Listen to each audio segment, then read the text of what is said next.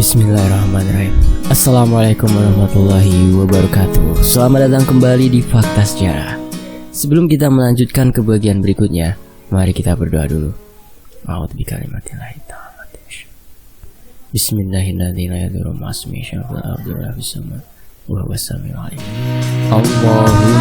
sholli ala sayyidina Muhammad sallallahu alaihi wasallam.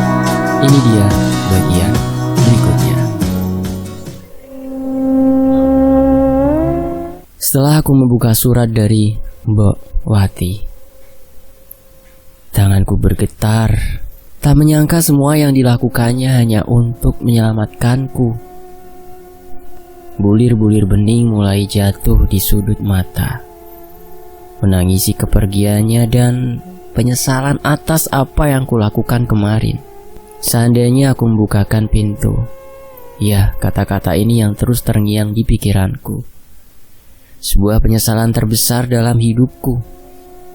Dalam suratnya Mbok Wati menyebut nama Lastri, si wanita rambut panjang itu. Aku bingung dengannya. Apa yang dia inginkan? Apa dia ingin membantuku atau bekerja sama dengan wanita ular itu? Sikapnya yang aneh saat menyuruhku untuk tidak membukakan pintu membuatku curiga. Lalu bagaimana dengan Pak Ahmad? Apa benar dia yang melakukan ilmu hitam? Jika benar, apa tujuannya? Aku bangkit dari tempat tidur, mengunci pintu.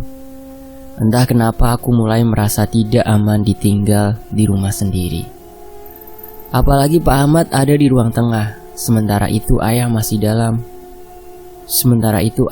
belum juga pulang. Ponsel berdering. Panggilan telepon dari ayah. Segera ku angkat. Gila, ayah harus antar jenazah Mbok Wati ke rumahnya. Jadi besok baru pulang, ucap ayah dari balik telepon. Oh, ya udah nggak apa-apa ya. Hati-hati. Salam buat keluarga Mbok Wati. Iya. Nanti kalau minta apa-apa bilang ke Ahmad saja ya. Iya. Telepon ditutup. Lebih baik malam ini tidur di rumah sakit saja, nemenin bunda. Terlintas sebuah ide.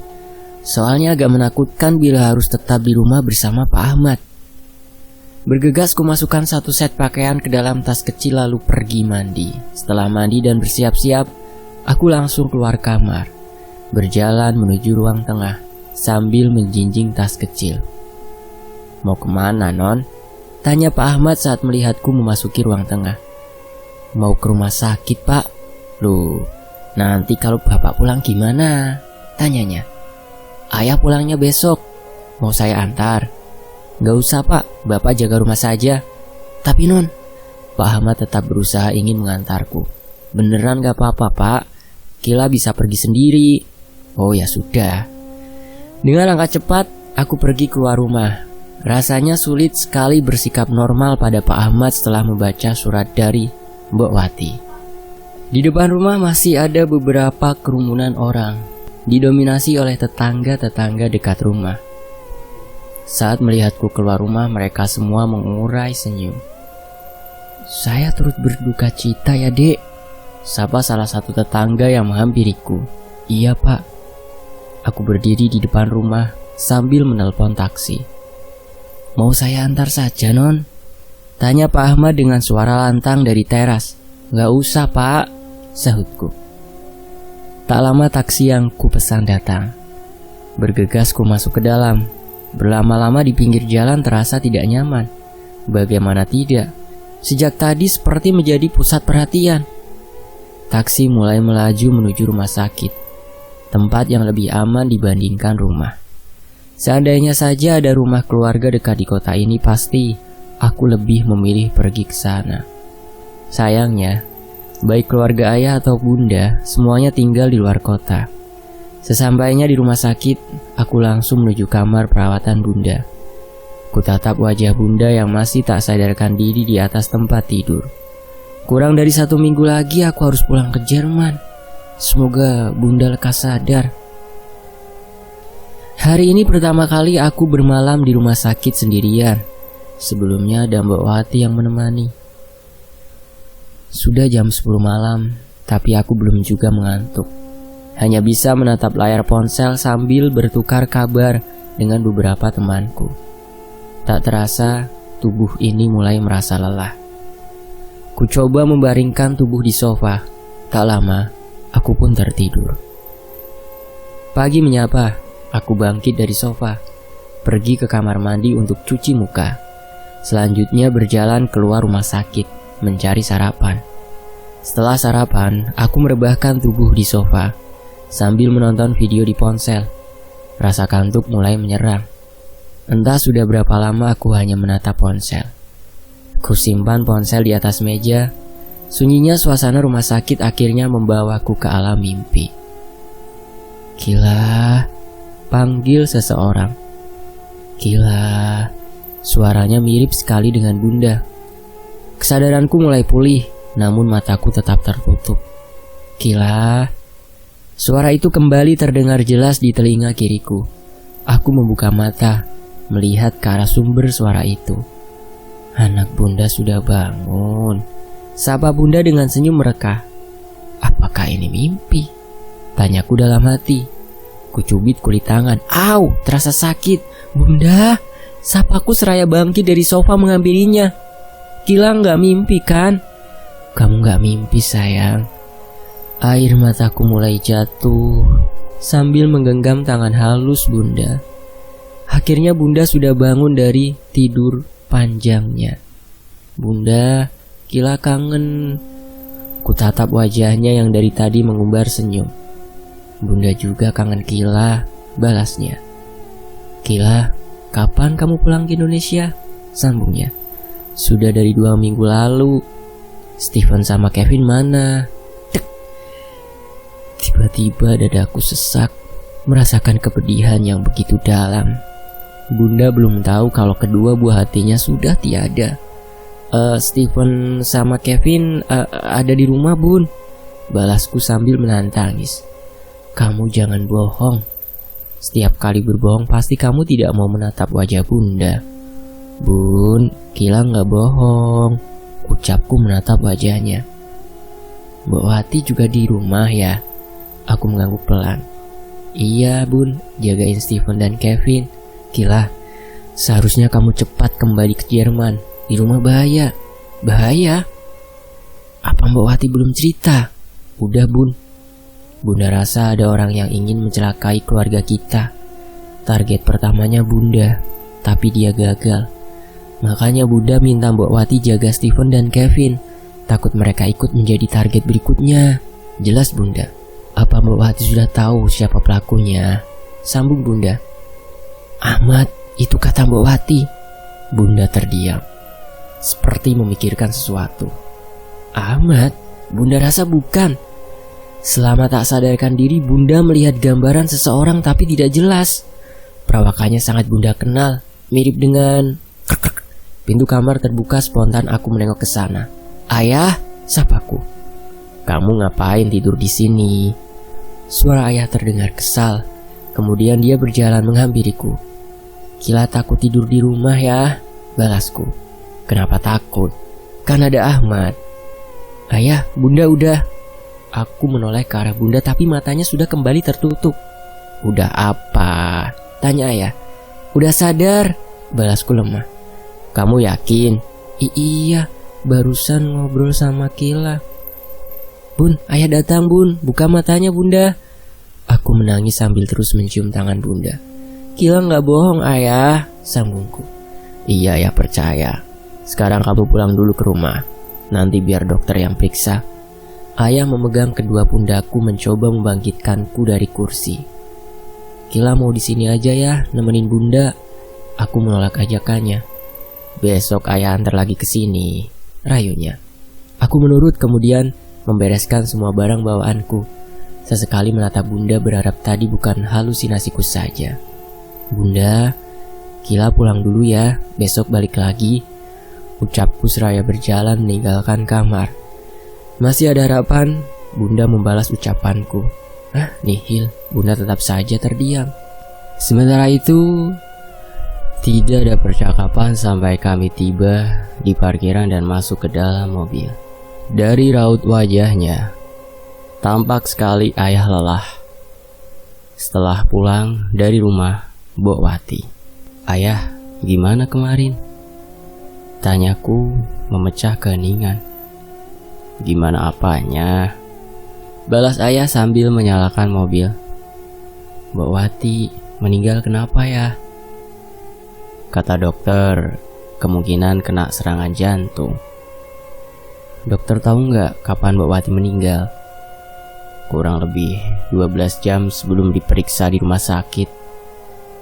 12 jam? Sebuah fakta mengejutkan bagiku. Aku kembali mengingat-ingat kejadian semalam sebelum Mbok Wati ditemukan meninggal dunia. Saat itu aku yakin sekali menjelang tengah malam, sekitar pukul 11. Sedangkan jenazah Mbok Wati dibawa ke rumah sakit sekitar pukul 9 pagi. Berarti jika perkiraan dokter benar, maka Mbok Wati sudah meninggal sebelum datang ke kamarku. Lalu siapa yang mengetuk pintu kamarku? Apa si wanita ular itu? Namun seingatku, suaranya seperti laki-laki. Berkat informasi itu, kecurigaanku terhadap Lastri alias si wanita rambut panjang agak berkurang. Sepertinya dia memiliki maksud baik agar aku tidak menjadi korban berikutnya. Dia juga sepertinya tahu kalau kamarku merupakan tempat yang paling aman. Jika sudah begini, rasanya ingin sekali bertemu dengannya agar misteri ini segera terkuak. "Kenapa ngelamun?" tanya ayah, membuyarkan lamunanku. Enggak ya. Tadi kata kamu Bunda sudah sadar." "Iya, tadi Kila sempat ngobrol sama Bunda ya." "Ngobrolin apa?"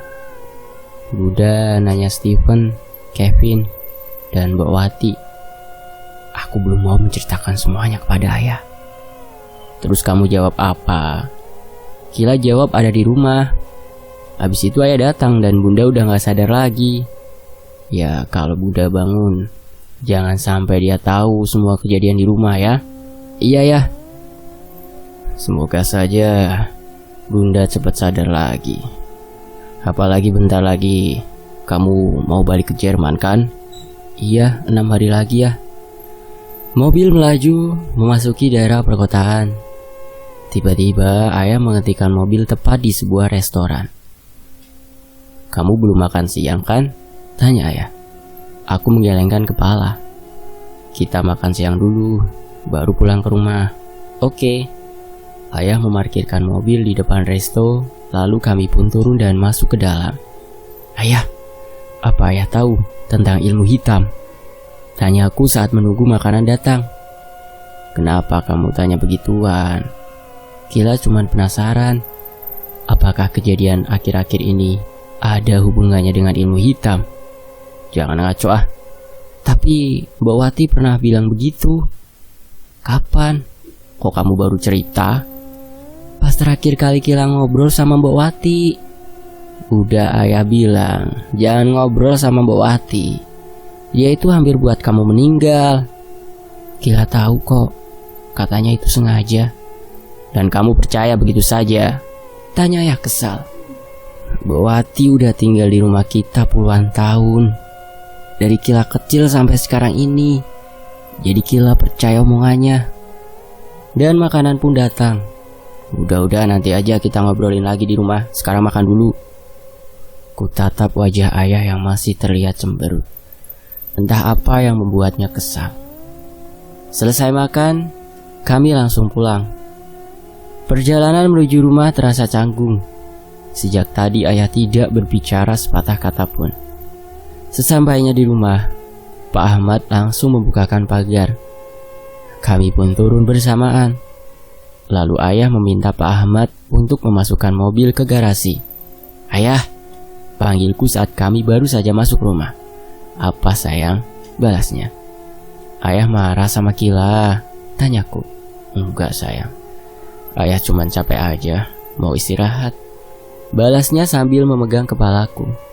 "Ya udah, ayah istirahat dulu. Aku sangat paham Dari kemarin ayah yang paling sibuk mengurus jenazah Mbak Wati. Ayah berjalan ke kamarnya, begitu pula aku yang kembali ke kamar. Menjelang malam, aku masih tidur-tiduran di atas tempat tidur. Keluar kamar pun paling hanya ingin mengambil air. Ayah masih belum bangun dari tidurnya. Beberapa kali kulihat, Pak Ahmad masih ada di sekitar rumah. Tumben sekali dia belum pulang ke rumah. Krek. Pintu kamar terbuka. Dengan wajah kusut dan setengah mengantuk, ayah masuk ke dalam kamar. "Sayang, mau makan apa?" tanyanya. "Bebas ya," balasku tersenyum karena melihatnya beberapa kali menguap. "Ya udah, nanti ayah suruh Ahmad beli makanan deket-deket sini." Ayah berjalan keluar kamar. "Ayah," panggilku, membuatnya menghentikan langkah. "Apa sayang?" Balasnya menengok padaku. "Sini deh." Aku memintanya duduk di dekatku. "Ada apa sayang?" Ayah masih berdiri di dekat pintu. "Sini dulu, Kila mau ngomong sesuatu. Mungkin sekarang saatnya menceritakan semuanya." Ayah kemudian berjalan mendekat, lalu duduk di sampingku. "Ayah, ingat cerita Kila di restoran tadi siang?" tanyaku. "Masalah ilmu hitam itu?" "Iya ya." "Mau bahas apa lagi?" "Nih baca." Aku mengambil surat dari Mbak Wati di laci nakas, lalu memberikannya pada ayah. "Apa ini?" tanya ayah bingung. "Baca dulu." Ayah mulai membaca surat itu. Wajahnya nampak serius. "Pesugihan?" gumamnya. "Ahmad?" tanyanya sambil menatap wajahku. Aku menganggukkan kepala. Ayah gak percaya kalau Ahmad bisa ngelakuin itu. Mbak Wati diminta bunda buat cari tahu masalah ini dan Pak Ahmad yang paling dia curigai. Jadi mau kamu gimana? Apa ayah perlu tanya langsung ke dia? Soalnya ini tuduhan serius loh sayang, bukan main-main. Kila gak tenang selama Pak Ahmad ada di rumah ini. Ayah gak mungkin memecatnya tanpa alasan kuat sayang. Terserah ayah deh, yang penting Kila udah ngasih tahu ini. Balasku cemberut. Ayah mengerjitkan dahi, sedang berpikir solusi terbaik tentang masalah ini. Jadi keputusan ayah gimana? Tanyaku. Ayah paling minta dia untuk gak kerja dulu seminggu, sambil nanti cari tahu kebenarannya. Soalnya ayah harus konsultasi juga ke orang yang ngerti masalah beginian. Jelas ayah. Oke ya. Ayah keluar kamar, tak lama kemudian terdengar suara sepeda motor meninggalkan rumah. Artinya Pak Ahmad sudah pergi meninggalkan rumah. Setidaknya aku bisa merasa agak lega. Setelah Pak Ahmad pergi, ayah mengajakku makan di luar. Ayah marah? Tanyaku karena melihat wajahnya yang terus cemberut. Enggak sayang, ayah cuman bingung. Kalau bener Ahmad pelakunya, untuk apa dia ngelakuin ini? Kila juga gak tahu ya. Ayah mengajakku ke warung pecel lele langganan keluarga. Selesai makan, kami pun langsung pulang. Di rumah, ayah memintaku menemaninya menonton televisi. Sudah lama sekali aku tidak menonton televisi bersamanya. Namun, kali ini rasanya hambar sekali. Tidak ada gelak tawa Stephen dan Kevin. Tidak ada bunda yang selalu duduk di sampingku. Tidak ada Mbak Wati yang siap sedia mengantarkan kami cemilan dan minuman. Yang tersisa hanya aku dan ayah, duduk di depan televisi tanpa berbicara sedikit pun. Bosan, aku pun kembali ke kamar. Sementara itu ayah masih betah duduk di ruang tengah sambil menonton acara televisi favoritnya. Di kamar, aku langsung merebahkan tubuh. Rasa kantuk mulai menyerang. Tak lama aku pun tertidur. Tok tok tok tok. Samar-samar terdengar bunyi dari arah jendela. Seperti ada seseorang yang sedang melemparkan kerikil. Dengan mata setengah terbuka aku tatap jendela. Ternyata aku lupa menutup gordennya. Aku bangkit, berjalan perlahan ke arah jendela. Dek, tiba-tiba si wanita berkebaya hitam muncul di balik jendela. Dia menatapku tajam dengan bibir tersenyum, lalu mulai menggoyangkan tubuhnya ke kiri dan ke kanan, menari. Aku tak bisa menggerakkan tubuhku seperti dipaksa untuk menontonnya menari. Ingin berteriak memanggil ayah, tapi tidak bisa. Lirikan matanya yang tajam dan melotot membuat irama jantungku semakin cepat. Dia tertawa melengking, cukup untuk membuat seluruh bulu kuduku meremang. Tak lama, dia pun menghilang. Saat tubuhku bisa digerakkan, aku langsung berlari menuju kamar ayah. Lagi-lagi langkahku terhenti. Si wanita berkebaya hitam itu sudah ada di hadapanku, menggunakan wujud setengah ular dan melayang tepat di depan kamar ayah. Dia tersenyum lebar, kemudian masuk ke dalam kamar ayah. "Ayah!" teriakku panik. Aku berlari mendekati kamar ayah. Namun langkahku terhenti tepat di depan kamarnya. Di dalam kamar terdengar ayah sedang berbicara dengan seseorang. "Mau apa kamu kesini?" tanya ayah pada seseorang. "Mana janjimu?" terdengar suara seorang wanita. "Saya sudah bilang sabar," jawab ayah meninggikan suaranya. "Waktunya sebentar lagi. Kamu masih harus mencari 2 tumbal lagi." Suara wanita itu juga meninggi. "Atau saya ambil anak itu," sambungnya. Kakiku terasa lemas sekali, tak menyangka selama ini ayahlah pelakunya. Bagaimana dia tega mengorbankan anak-anaknya, bahkan sekarang akulah yang menjadi sasarannya. "Saya akan cari secepatnya, asalkan jangan kamu sentuh anak itu." Dengan cepat aku membanting pintu kamar ayah. "Ayah!" teriakku. Ayah terlihat sangat kaget dengan kehadiranku. Apalagi di sampingnya ada si wanita ular yang langsung menatapku tajam. "Sekarang dia sudah tahu," ucap si wanita ular. "Apa kamu akan tetap mempertahankannya?" sambungnya. Air mataku menetes, menahan rasa marah yang kian membara di hati. Semua terasa seperti mimpi. Orang yang menjadi panutan hidupku malah tega menghancurkan keluarganya sendiri.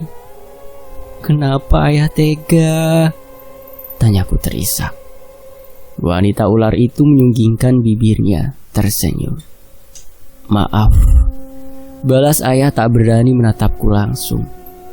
Wanita ular itu berdesis dan menjulurkan lidahnya. Pandangannya tidak pernah lepas dariku. "Saya mohon jangan bawa dia. Sungguh pemandangan yang memalukan." Ayah berlutut di hadapan wanita ular itu. "Terlambat." Mata wanita ular itu berubah menjadi merah. Tubuhnya membesar. Kini hanya kepalanya saja yang terlihat seperti manusia. Sisanya sudah berubah menjadi ular berwarna hitam legam. "Kila, lari!"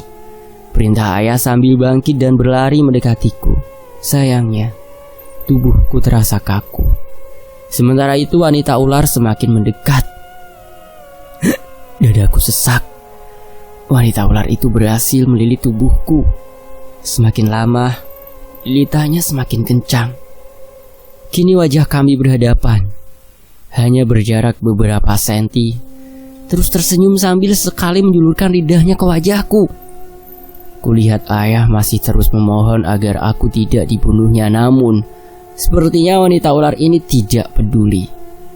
Napasku semakin memendek. Dada pun mulai terasa panas, seperti terbakar. Kepalaku pusing sekali. Penglihatan pun perlahan meredup. Tiba-tiba, semuanya gelap gulita. Apakah begini rasanya mati? Sementara itu di sisi lain, kurasakan tubuh ini seperti melayang. Saat membuka mata, terlihat sesosok makhluk besar sedang membawaku di pundaknya. Bulunya lebat, berwarna hitam. Ku coba berontak, tapi tidak bisa. Tubuhku terikat. Suara-suara menakutkan mulai terdengar. Jeritan kesakitan dan teriakan meminta tolong. Setiap langkah sosok itu membuat suara-suara itu semakin terdengar jelas. Kini aku tiba di suatu tempat dengan pemandangan mengerikan sekaligus menyedihkan. Sebuah lapangan besar yang dipenuhi banyak orang. Mereka semua disiksa dengan sangat sadis. Kak Kila, tolong, ucap seseorang dari balik kerumunan orang. Aku memfokuskan penglihatan ke sumber suara itu. Kak Kila, teriaknya lagi. Steven, sahutku saat melihatnya sedang berjalan di bara api dengan tangan terikat. Tubuhnya kurus penuh dengan luka. Steven, aku meronta-ronta berusaha melepaskan ikatan, namun tidak berhasil. Kak Kila, panggilnya. Namun sosok menyeramkan itu telah membawaku jauh dari tempat Steven berdiri, hingga kami memasuki jalan setapak yang gelap menuju sebuah rumah. Bawa dia masuk, ucap wanita ular itu yang sudah menungguku di depan rumah itu. Makhluk besar itu melepaskan ikatanku, memaksaku berjalan masuk ke dalam rumah. Kemudian aku dimasukkan ke sebuah ruangan yang sangat gelap. Kenapa kamu ada di sini? Terdengar suara seorang wanita dalam kegelapan. Kau mengenalku? Tanyaku bingung sambil meraba-raba ruangan gelap itu. Namaku Lastri, balasnya. Lastri, bagaimana kamu bisa ada di sini? Bukannya kamu penunggu rumahmu? Seharusnya begitu. Tapi wanita ular itu merasa terancam dengan keberadaanku, hingga aku ditangkap dan dibawa ke sini. Jelasnya. Apa kau tahu tempat ini? Apa? Tempat di mana wanita ular itu mengumpulkan para tumbal. Mereka akan dijadikan budak sekaligus makanan. Berarti Steven? Ya, selamanya dia akan dijadikan budak. Jika sudah bosan mungkin mereka akan memakannya. Hatiku hancur saat mengetahui tentang hal ini. Adikku yang malang, dia masih tersiksa, bahkan setelah meninggal dunia. Lalu bagaimana dengan Kevin? Tanyaku. Sepertinya dia masih ada di sini. Di mana? Aku ingin menemuinya dan memeluknya. Aku tidak tahu.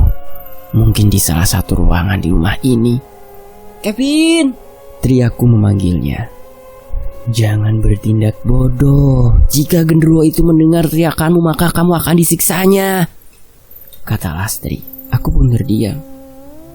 Lalu bagaimana dengan Mbok Wati? Apakah dia ada di sini juga? Tanyaku. Dia tidak ada di sini. Di mana? Dia tidak ada di sini, balas Lastri kesal. Dia tidak menjadi tumbal seperti kedua adikmu, sambungnya. Bagaimana bisa? Tidak penting membahas hal itu, lebih baik kamu sekarang pergi dari tempat ini. Pergi? Tanyaku seraya berjalan mendekati sumber suaranya. Apa kamu benar-benar tidak ingat dengan tempat ini? Aku kembali terdiam dan berpikir dengan ucapan Lastri. Jalan setapak yang gelap, wanita ular yang menyambutku di depan rumah, hutan belantara. Persis dengan mimpiku dulu. Iya. Bukankah itu hanya mimpi? Tanyaku ragu. Itu bukan mimpi. Dia sempat ingin membawamu tapi gagal. Aku ingat ada suara seorang wanita yang menyelamatkanku. Itu aku, kata Lastri. Jadi suara itu suaramu? Kini aku sudah sangat dekat dengannya. Namun ruangannya yang gelap tanpa cahaya membuatku tak bisa mengetahui di mana dia berada. Iya. Kenapa kamu menolongku? Aku tidak menolongmu. Aku hanya benci dengan wanita ular itu. Dia sudah mengganggu tempat tinggalku, kata Lastri. Terima kasih. Kamu juga sudah menolongku malam itu. Ya, malam di mana sosok yang menyerupai Mbak Wati berusaha masuk kamarku. Sebaiknya kamu segera pergi. Bagaimana caranya? Kamu saja tidak bisa keluar dari sini. Aku tidak bisa, tapi kamu bisa. Karena ini belum saatnya kamu mati, ucap Lastri. Coba kamu ingat-ingat kemana harus pergi. Jurang? Ya, Itu perbatasan antara alammu dan alamku. Sekarang kamu hanya perlu mencari jendela. Ku luruskan kedua tangan ke depan, mulai meraba-raba area di sekitarku sampai merasakan ada sebuah tembok yang begitu dingin. Kuraba setiap inci tembok itu hingga menemukan jendela kayu. Di sini, ujarku. Buka jendela itu, lalu pergilah. Apa kamu tidak ikut? Sudah kubilang tidak bisa. Kudorong jendela kayu itu kuat-kuat hingga akhirnya terbuka. Cahaya rembulan langsung menyinari tubuhku, membuat ruangan yang tadinya gelap menjadi agak terang. Pergi cepat, jika ingin selamat tinggalkan rumah itu, pesannya. Sebelum melompat keluar jendela, aku menoleh ke belakang. Di sana, seorang wanita cantik sudah berdiri dengan gaun putih panjang. Rambutnya panjang, tergerai sampai lututnya. Lastri, panggilku. Iya.